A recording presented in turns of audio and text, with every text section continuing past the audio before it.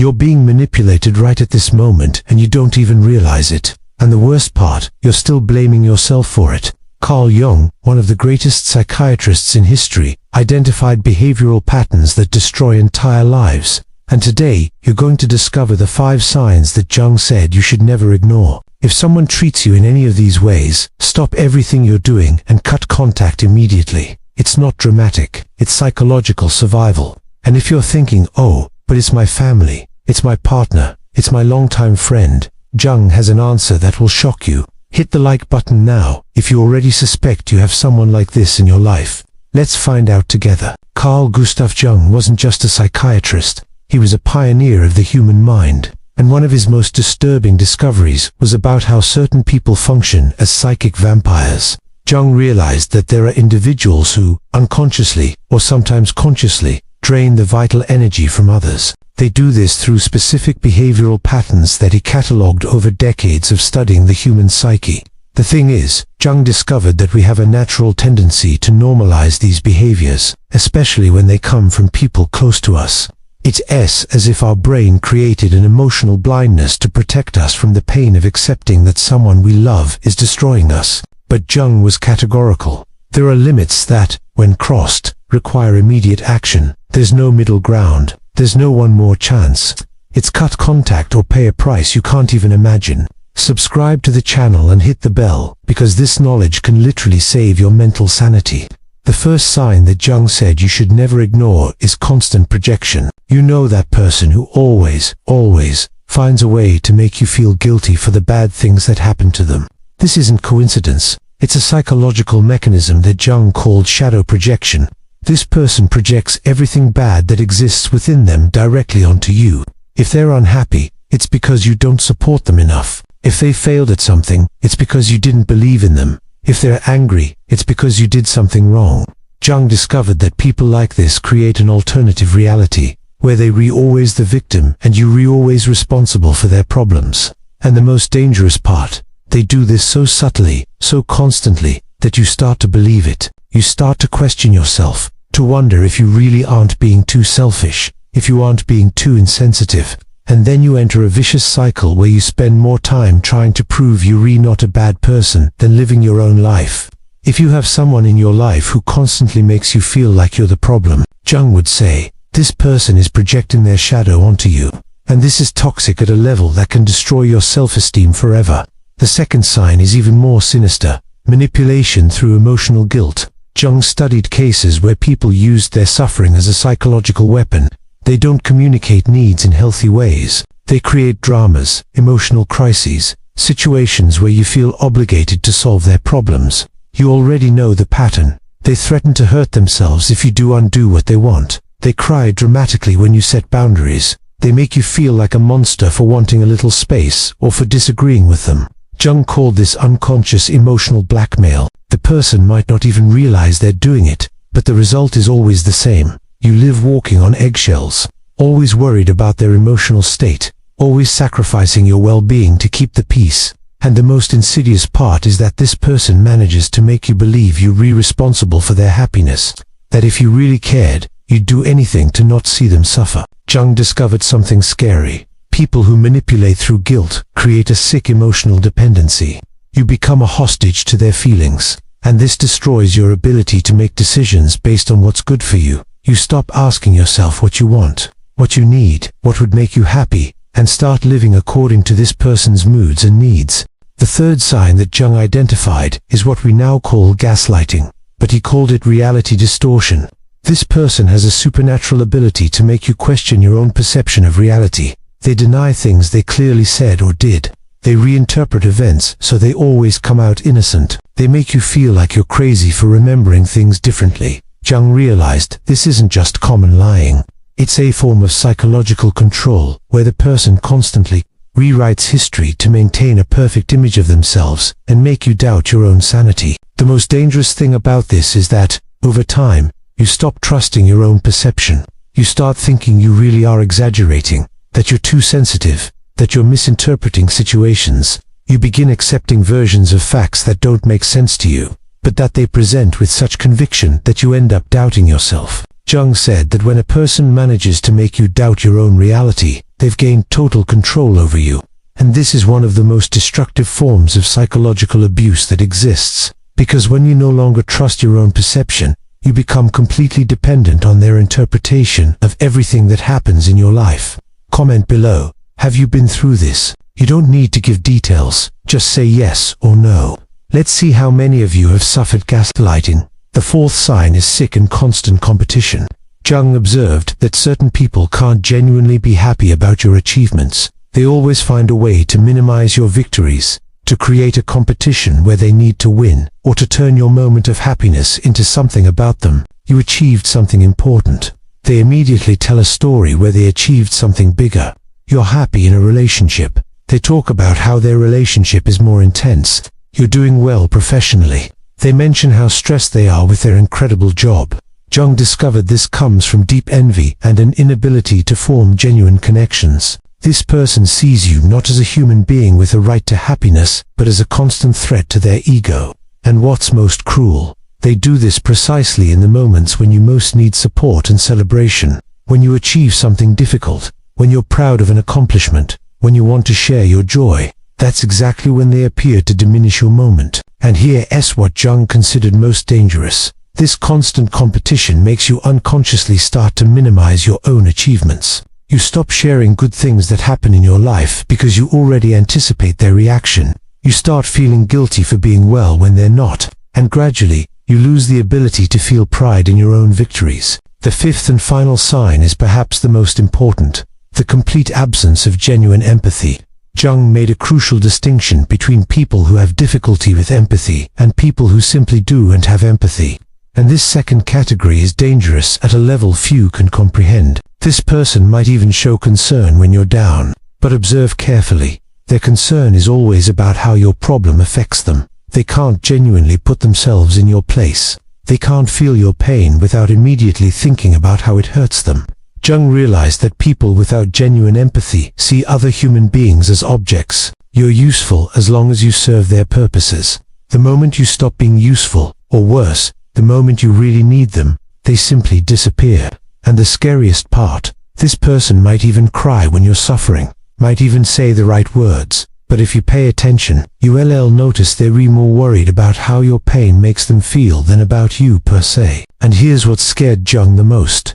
People without empathy are incapable of true love. They can simulate it. They might even believe they love, but what they feel is possessiveness, convenience, need, never genuine love. They love what you do for them, what you represent to them, how you make them feel. But they don't love you as an independent person with your own needs and feelings. If you have someone in your life who shows these 5 signs, Jung would say you're not dealing with a difficult relationship. You're dealing with someone who is fundamentally incapable of seeing you as a complete human being.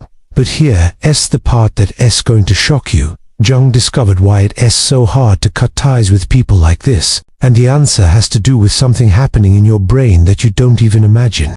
These people create a real chemical dependency in you. They get you hooked on the emotional roller coaster they create. And the scariest part, the worse they treat you, the more addictive the relationship becomes. Why? Because your brain interprets the good moments as a much bigger reward when they are rare and unpredictable. It's like an emotional slot machine. Jung called this intermittent reinforcement, and it's one of the most powerful forms of conditioning that exists. In the second part of this video, I'm going to show you the exact strategy Jung developed to break this vicious cycle. I'll tell you why most people fail miserably when they try to get away from these people, and more importantly, how you can succeed where others have failed. Jung discovered a method that works in 90% of cases, but goes against everything society teaches us about relationships and forgiveness.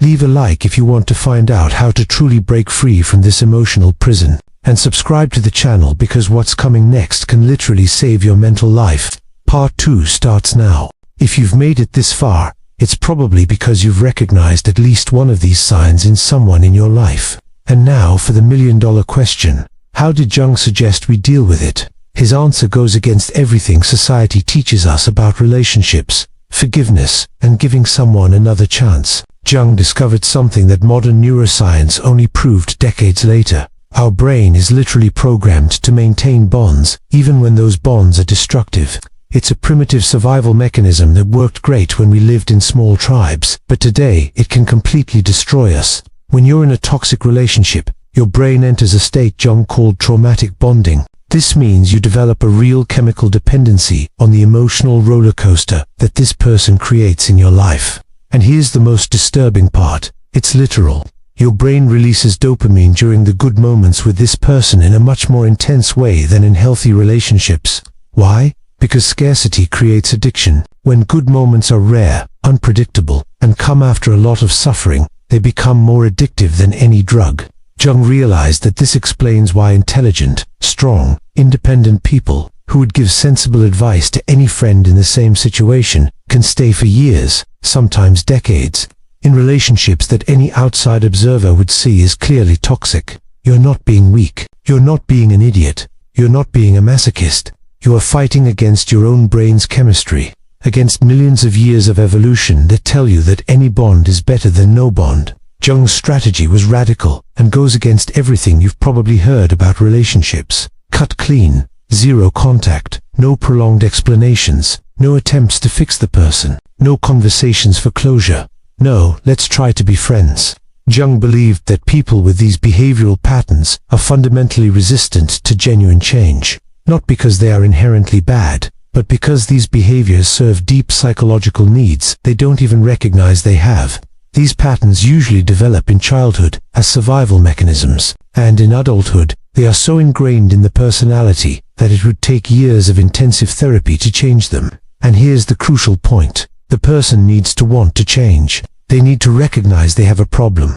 And in Jung's experience, people who show these 5 signs rarely come to that realization on their own.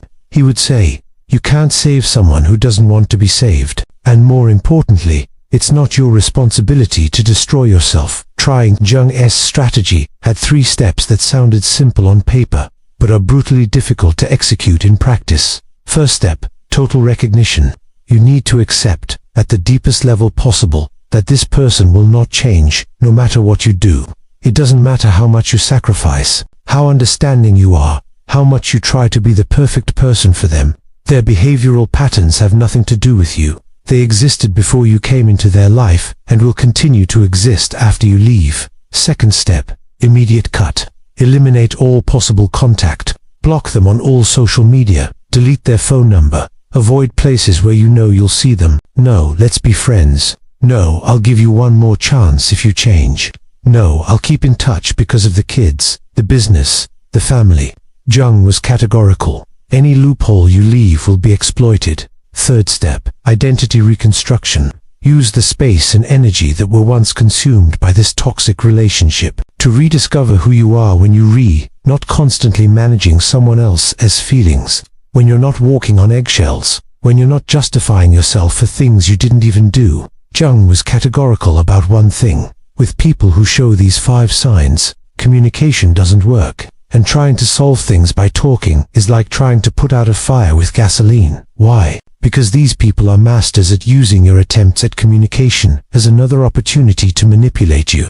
They will turn the tables and make you feel guilty for wanting to leave. They will promise changes that sound convincing, but never genuinely materialize. They will use all the vulnerabilities you've ever shared with them against you. They will create more drama, more crises, more urgency to keep you emotionally engaged. Jung studied hundreds of cases throughout his career and came to a disturbing conclusion. People with these behavioral patterns interpret your kindness, your willingness to talk, your readiness to give another chance, as weakness, and they know, sometimes unconsciously, how to exploit that weakness. The more you try to be reasonable, the more material you give them to manipulate you. I know it's hard to accept, especially if you're an empathetic person who believes in people's potential for change and wants to help. But Jung would ask you a question that might change your perspective forever. How many years of your life have you already wasted trying to save someone who not only does want to be saved, but still blames you for trying? Jung identified the myths that keep intelligent people trapped in toxic relationships for years, sometimes decades. And you probably believe in at least one of them. Myth number 1. Family is family, no matter what. Jung's discovered reality. Blood ties don't give anyone the right to destroy your mental sanity. Being a relative is not a license for emotional abuse. Myth number 2. If I truly love this person, I have to fight for them until the end. Jung's reality. True love includes self-love. You can't love someone healthily if you're destroying yourself in the process. Love that demands self-destruction isn't love, it's codependency. Myth number 3. Everyone has flaws. I need to learn to accept them. Jung's reality. There's a huge difference between normal flaws that every human has and systematic destructive behaviors. Everyone has bad days, selfish moments, and imperfections. But not everyone constantly projects, manipulates through guilt, practices gaslighting, competes with you, and lacks genuine empathy. Myth number 4. If I leave now, I'll regret it forever. Jung's reality. The only real regret is the precious time of your life you waste on people who drain your vital energy, hinder your growth, and make you question your own sanity. Jung said that these myths are implanted in our minds by the same society that teaches us that being kind, understanding, and forgiving is more important than being mentally healthy. But he discovered that there's a difference between genuine kindness and self-destruction disguised as virtue. Jung didn't romanticize what happens after you cut contact with a toxic person. He didn't sell illusions that it would be easy or that you'd feel good immediately. It's damn hard, and he always told his patients that. First, you're going to feel guilt. A lot of guilt. Your mind will create 1,000 scenarios where you're the villain, where you abandoned someone who needed you, where you were too cruel, too insensitive. This is normal and temporary, but it's intense. Second, that person will probably intensify all the toxic behaviors they already showed. They will try to make you come back using the exact strategies that worked before. Guilt, drama, promises of change, declarations of love, even veiled or direct threats. Jung called this an extinction burst. It's like a wounded animal that becomes more aggressive before giving up. The person knows, even if unconsciously, that they are losing control over you, so they will use every weapon in their emotional arsenal. Third, you're going to feel empty for a while. Toxic relationships, however destructive they are, fill a lot of mental and emotional space. When you remove that from your life, there's initially a void that can be uncomfortable. But then, and Jung documented this in hundreds of cases, something he described as a psychological rebirth happens. You rediscover who you are when you're not constantly managing someone else's feelings, when you don't have to walk on eggshells, when you can express opinions without fear of emotional retaliation. You regain energy you didn't even remember you had. You start sleeping well again. You stop having that constant knot in your stomach. You rediscover hobbies, interests, and dreams you had abandoned because all your energy was being consumed by that toxic relationship. Jung said that people who manage to free themselves from toxic relationships report a feeling they describe as being able to breathe again, as if they had lived for years holding their breath without realizing it, as if a mental fog they didn't even know existed had completely dissipated. I'm going to give you the practical step-by-step that Jung recommended, based on what worked with his patients over decades. Step 1. Document the behaviors. Before taking any action, write down concrete examples of the 5 signs this person exhibits. Be specific. Dates, situations, what was said, how you felt. This helps you not to forget or minimize the seriousness of the situation when guilt and longing hit. Step 2. Prepare your support network. Tell trusted people about your decision. Explain why you're doing this. You'll need support in the first few months, especially when the toxic person intensifies their behaviors. Step 3. Cut all communication channels at once. Block them on all social media. Delete contacts. Avoid places where you know you'll see them. Jung was emphatic. A half cut doesn't work. Any loophole will be exploited. Step 4. Prepare automatic responses for when mutual friends or family members try to make you change your mind. And they will try. They will say you're being dramatic, that you're exaggerating, that you should give them one more chance. Have ready phrases like, "This was a very thoughtful decision, and it's final." Step 5. Invest heavily in activities that rebuild your self-esteem and identity. Therapy, exercise, new hobbies, healthy relationships. Jung was specific. The first 90 days are crucial. That's when you're most vulnerable to going back, when the brain chemistry is still readjusting, when old patterns are still fresh. Jung spent his entire life studying the human mind, treating people in desperate situations, and one of his most important conclusions was this: you have not only the right, but the sacred duty to protect your mental sanity. This isn't selfishness, it's survival, it's responsibility. If someone in your life shows these 5 signs, constant projection, manipulation through guilt, gaslighting, unhealthy competition, and lack of genuine empathy, have no moral, social, familial, or religious obligation to sacrifice yourself trying to save them. Jung would say, your life is too precious to be wasted being a free therapist for someone who does genuinely want to get better. Your energy is limited. Your time is limited. Your emotional capacity is limited. And you have the right to invest all of it in people and situations that add value to your life, that help you grow, that respect you as a human being. If this video helped you recognize patterns you need to change in your life, leave a like and subscribe to the channel. Comment below.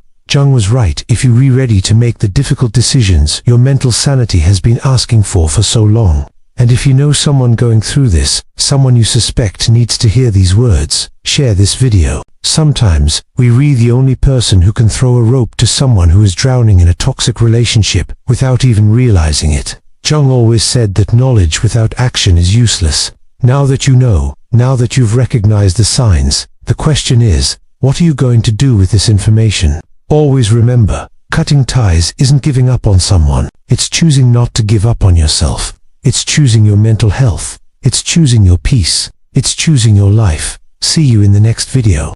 And take care of your minds, because no one else is going to do it for you.